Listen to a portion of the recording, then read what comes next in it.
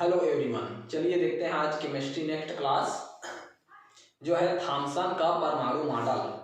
इससे पहले हमने देखा है इलेक्ट्रॉन, प्रोटॉन, न्यूट्रॉन की खोज किसने की थी, कैसे प्रयोग किया गया था, उनमें क्या आवेश होता है, उनका क्या द्रव्यमान होता है, ये सब याद रखिए। इसके बाद देखेंगे अभी थॉमसन का परमाणु मॉडल। तो थॉमसन के परमाणु मॉडल को समझने के लिए पहले देखते हैं कि परमाणु में इलेक्ट्रॉन एवं प्रोटॉन की व्यवस्था से संबंधित है ये जो मॉडल है, तो कैसे इससे संबंधित है। अब देखिए, हमने पढ़ा है कि परमाणु का सब एटॉमिक कण उपकण होता है इलेक्ट्रॉन, प्रोटॉन, न्यूट्रॉन। लेकिन क्या हमने ये कहा कि इलेक्ट्रॉन कहाँ पाया जाता है, कैसे रहता है, परमाणु में कहाँ रहता है। तो ये सब बताने के लिए ही थॉमसन ने अपना एक मॉडल दिया और उसको नाम दिया थॉमसन का परमाणु मॉडल। और ये मॉडल उन्होंने दिया है सन 1898 में। सन 1898 में, जिसको कहा जाता है थॉमसन मॉडल।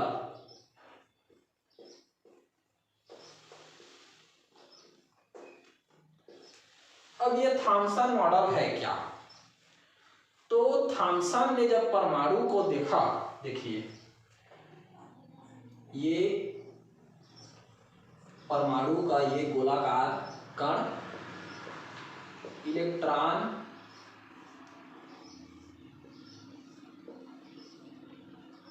इस प्रकार से चारों ओर बिखरे हुए हैं।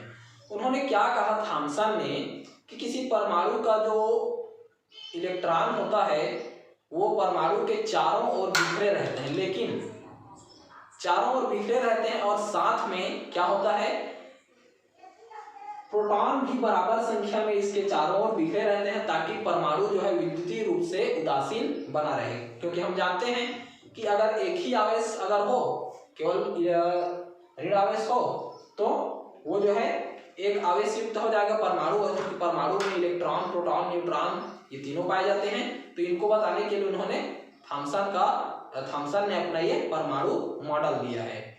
अब प्रोटॉन जो है मुख्यतः जो है नाभिक में पाया जाता है, लेकिन यहाँ पर उन्होंने ये माना कि ये जो मॉडल है यहाँ पर प्रोटॉन जो है जगह जगह पर बिखरे हुए हैं इलेक्ट्रॉन के साथ, ताकि इनकी विद्युत उदासीनता बनी रहे। और परमाणु का जो त्रिज्या है उन्होंने निकाला है 10⁻⁻8, इसका ये त्रिज्या है 10⁻⁸ सेंटीमीटर।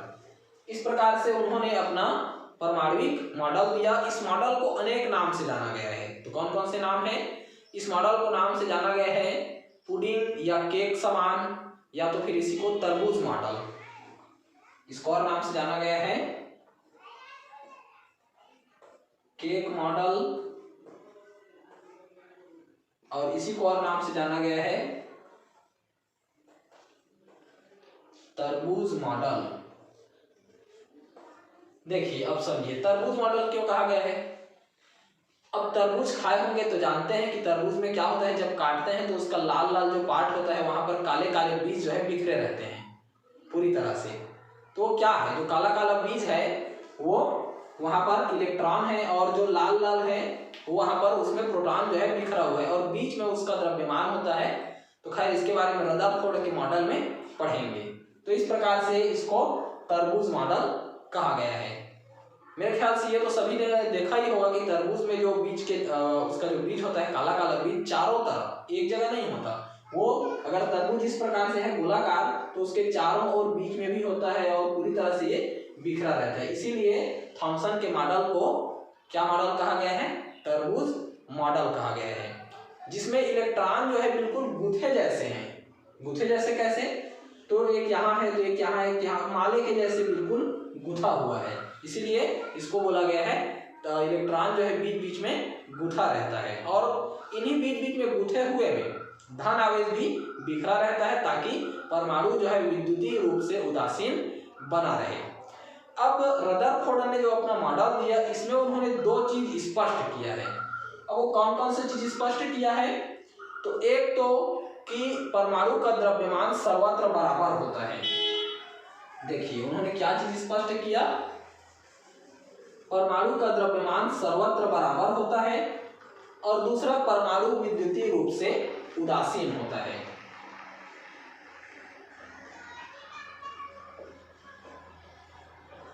परमाणु का द्रव्यमान सर्वत्र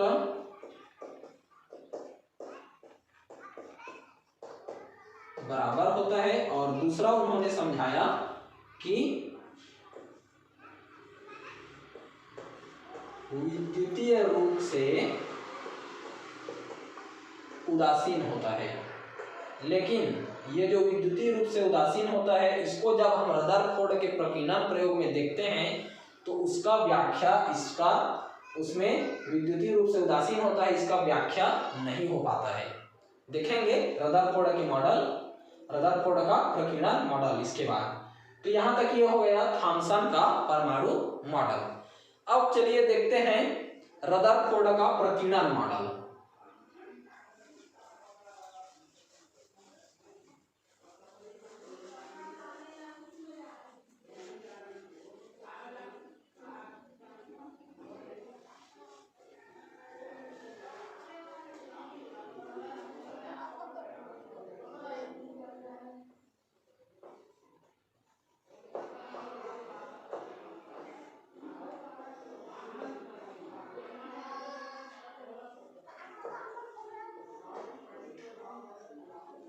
रदरफोर्ड का प्रकीर्णन मॉडल। अब समझते हैं रदरफोर्ड का प्रकीर्णन मॉडल क्या है। इन्होंने इसको दिया कब है ये पहले देख लीजिए। तो इन्होंने सन 1911 में इनका नाम है ई रदरफोर्ड। ई रदरफोर्ड इन्होंने अपना ये प्रकीर्णन मॉडल दिया है। और ये प्रकीर्णन मॉडल क्यों दिया गया है, तो परमाणु में जो रचक कण है, कौन से रचक कण है, इलेक्ट्रॉन, प्रोटॉन, न्यूट्रॉन, ये कहाँ पाए जाते हैं और इनका व्यवस्था क्या होता है, इन्हीं व्यवस्था को समझाने के लिए उन्होंने ये रदरफोर्ड ने प्रकीर्णन मॉडल दिया है। अब प्रकीर्णन मॉडल में क्या दिया है ये समझते हैं। तो उन्होंने एक प्रयोग किया है। क्या किया है प्रयोग में, वहां पर डायग्राम में देखिए, यहाँ पर ये एक लेड ब्लॉक है। इस लेड ब्लॉक में उन्होंने अल्फा कण के स्रोत रखा हुआ है। अब इससे पहले हमने रेडियो सक्रियता पढ़ा हुआ है ना, तो रेडियो सक्रियता से याद रखिए कुछ कण ऐसे होते हैं जो अपने आप में स्वतः किरणें उत्सर्जित करती रहती है। तो इसी प्रकार यहाँ पर ये लेड ब्लॉक में उसको रखा गया है अल्फा कण। अब अल्फा कण से किरण जो निकल रही है उसका बौछार एक स्लिट से होकर के उसका बौछार एक स्वर्ण पत्र पर किया जाता है। वहां पर एक स्वर्ण पत्र है, ये बीच में इस स्वर्ण पत्र पर किया जाता है। तो जब स्वर्ण पत्र पर इस प्रकार से जो किरणें हैं उनका बहुत ही तीव्र गति से जब बौछार होता है, तो हम तो पहले जानते ही हैं कि प्रत्येक जो पदार्थ है वो परमाणुओं से मिलकर के बना है और परमाणु जो है इलेक्ट्रॉन, प्रोटॉन, न्यूट्रॉन से मिलकर के बना है। तो जब ये इस प्रकार से टकराती है तो इस स्वर्ण पत्र के इस साइड एक वृत्ताकार पथ में जिंक सल्फाइड का पर्दा, एक वृत्ताकार पथ लगा हुआ है और इसके ये किनारे में जिंक सल्फाइड का पर्दा लगा हुआ है, प्रदीप्ति इसको नजर आने के लिए, जो वहां पर कण जा रहे हैं उसका प्रदीप्ति नजर आने के लिए। तो क्या होता है, अच्छा स्लिट का क्या काम है समझ लीजिए। हम चाहते तो अल्फा कण के स्रोत को बिना स्लिट के भी सीधा स्वर्ण पत्र में भेज सकते थे, लेकिन ऐसा नहीं होता। क्यों? क्योंकि स्लिट से हम मोनोवर्णिक प्रकाश प्राप्त करते हैं, जो एक सीधी रेखा में प्रकाश जो है जाती है सीधे स्वर्ण पत्र पर।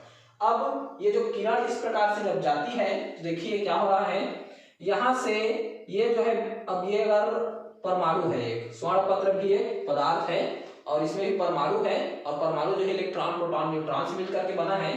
तो ये जो कण अब इसमें टकराती है, और चूंकि हम जानते हैं अल्फा कण जो है धनात्मक होता है, पहले भी हमने पढ़ा हुआ है रेडियो सक्रियता में कि अल्फा कण धनात्मक होता है। तो ये जो धनात्मक कण इस परमाणु से टकराता है तो इनके जो कण है इस प्रकार से चारों ओर इस वृत्ताकार जो पथ है यहाँ पर बिखरता है।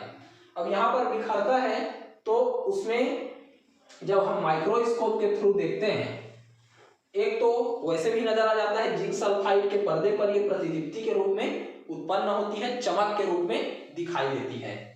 दूसरा, जब इसको माइक्रोस्कोप से और अच्छे से देखा जाता है तो जो प्रतिदीप्ति है वो माइक्रोस्कोप में स्पष्ट रूप से नजर आता है। इस प्रकार का प्रयोग करके उन्होंने परमाणु के मॉडल को समझाने का प्रयास किया। तो अब यहाँ पर परमाणु के जो रचक कण है उनको बारे में समझाने का प्रयास किया। तो क्या प्रयास किया है, देखिए इस प्रयोग को करने के बाद उन्होंने कुछ निष्कर्ष निकाले हैं। और निष्कर्ष निकालने से पहले इस प्रयोग को जब किया गया तो यहाँ पर एक और डायग्राम बनेगा। देखिए इसका अब स्पष्ट डायग्राम एक और बनेगा।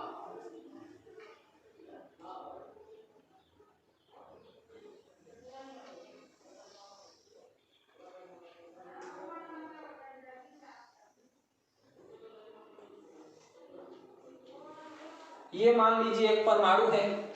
अब परमाणु का ये बीच में धनात्मक आवेश है और यहाँ से जो कण है वो बौछार किए जा रहे हैं। तो ये इस प्रकार से यहाँ से गया और यहीं से वापस कुछ कण यहाँ से गए और यहाँ से वापस कुछ कण जो है इस प्रकार से जाते हैं और इस दिशा में वापस हो जाते हैं। तो कुछ कण वही सीधे निकल गए।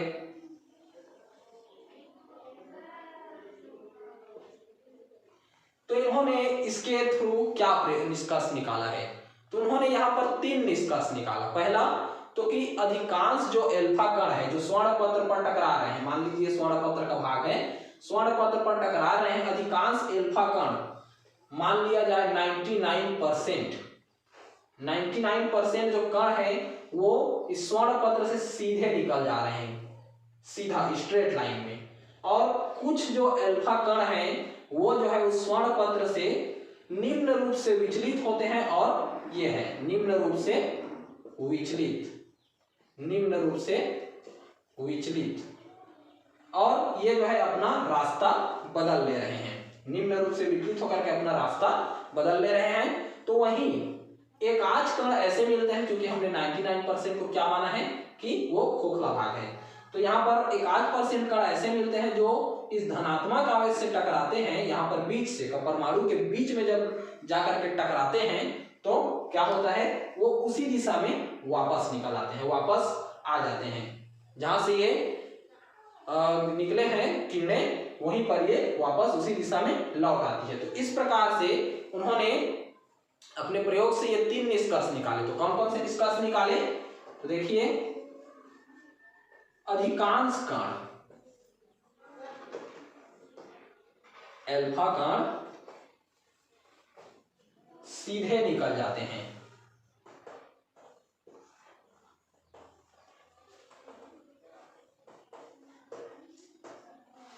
अब अधिकांश में 99%। दूसरा उन्होंने क्या निष्कर्ष निकाला है कि कुछ कण निम्न विचलित होते हैं।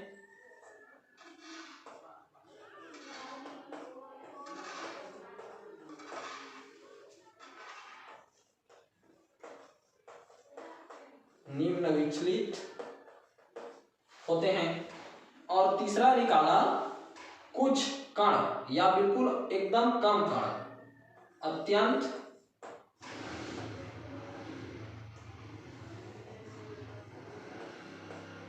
कम कण वापस लौट आते हैं, वापस लौट जाते हैं।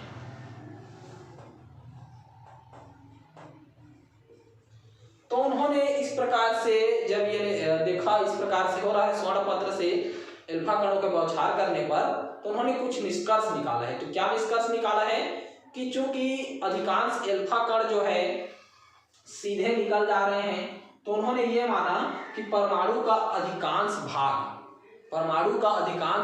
खोखला होता है। कैसे माना, तो हमने पहले ही निष्कर्ष निकाला है कि अधिकांश एल्फा कण सीधे निकल जाते हैं, लगभग 99%। तो उन्होंने ये माना कि परमाणु का अधिकांश भाग खोखला होता है। दूसरा उन्होंने देखा कि कुछ कण जो है निम्न रूप से विचलित होते हैं। तो हम देख रहे हैं कि एल्फा कण भी धन आवेशित है और ये जो परमाणु के बीच में जो ये धन है, तो यहाँ पर से ये जो जब टकरा रहे हैं तो ये धन और धन यहाँ पर से ये निम्न रूप से थोड़ा सा अपने मार्ग में विचलित हो जा रहे हैं। तीसरा उन्होंने देखा कि कुछ एकाध परसेंट कण जो अपने मार्ग में जाते हैं और उसी मार्ग में वापस लौट आते हैं। तो वहां पर उन्होंने ये निष्कर्ष निकाला कि वहां कोई दृढ़ भाग है, वहां एकदम कोई सॉलिड स्टेट है, दृढ़ भाग, हार्ड भाग, जहां से कण जो है सीधे उसी दिशा में वापस लौट आ रहे हैं। और उसी दृढ़ भाग को उन्होंने क्या नाम दिया है? नाभिक। क्या नाम दिया है? नाभिक। उस दृढ़ भाग को क्या नाम दिया? तो नाभिक। और इसी को हम क्या कहते हैं? रदरफोर्ड का नाभिकीय मॉडल। इसको एक और नाम से जाना जाता है रदरफोर्ड का नाभिकीय मॉडल। तो इस प्रकार से उन्होंने ये प्रयोग किया है। अब इस नाभिकीय मॉडल में कुछ उन्होंने और भी बिंदु जोड़े हैं। तो क्या क्या बिंदु जोड़े हैं देखिए, समझते हैं। पहला तो बिंदु है कि परमाणु का जो पूरा द्रव्यमान है, यह संपूर्ण द्रव्यमान उसके केंद्र पर आवेशित होता है। क्यों माना केंद्र पर आवेशित होता है?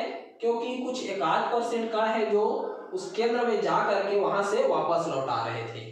दूसरा उन्होंने माना कि परमाणु के आकार की तुलना में नाभिक का जो आकार है अत्यंत कम होता है।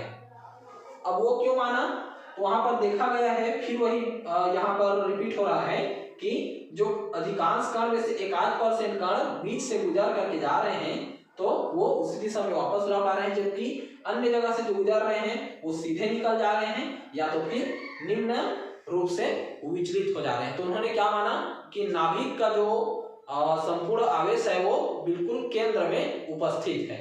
दूसरा, एक ही तत्व के परमाणुओं का जो आवेश होता है वो एक ही होता है, लेकिन अलग अलग तत्वों का जो परमाणु का जो आवेश है वो अलग अलग पाया जाता है। वो उनके आकृति, उसके संरचना, इस पर निर्भर करता है। अब जैसे देखते हैं, हाइड्रोजन का लेंगे तो हाइड्रोजन छोटा परमाणु है।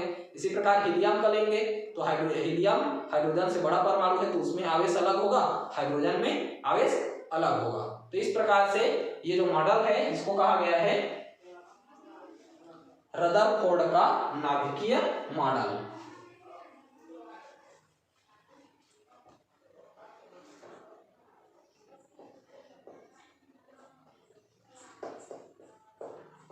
रदरफोर्ड का नाभिकीय मॉडल। और ये इसके कुछ मुख्य अभिगृहित थे। इसमें एक और अभिगृहित है कि नाभिक चारों ओर से इलेक्ट्रॉनों से घिरा हुआ है। हमने पहले ही देखा है थॉमसन के मॉडल में, थॉमसन ने कहा था कि इलेक्ट्रॉन जो है तरबूज मॉडल की तरह चारों ओर है और प्रोटॉन भी, धनावेशित आयन भी चारों ओर बिखरे हुए हैं। इस प्रकार से विद्युतीय रूप से उदासीन है, लेकिन वो जो है गलत है। तो हम देखते हैं इस मॉडल में, रदरफोर्ड के मॉडल में, कि जो द्रव्यमान है धनात्मक आवेश पूरी तरह से केंद्र पर है। ये पूरी तरह से केंद्र पर हार्ड भाग है, क्योंकि स्वर्ण पत्र पर जब यहाँ पर अल्फा कणों से बौछार किया गया तो अगर सब जगह होता तो ये जो है सभी जगह से सीधे लाइन, स्ट्रेट लाइन ना जा करके पीछे लाइन में उसी दिशा में किरणें जो है वापिस हो जाती, लेकिन ऐसा नहीं हुआ है। इसका जो तुलना किया गया है नाभिकीय मॉडल का, इसका तुलना किया गया है सौर मंडल से। कैसे? सौर मंडल से।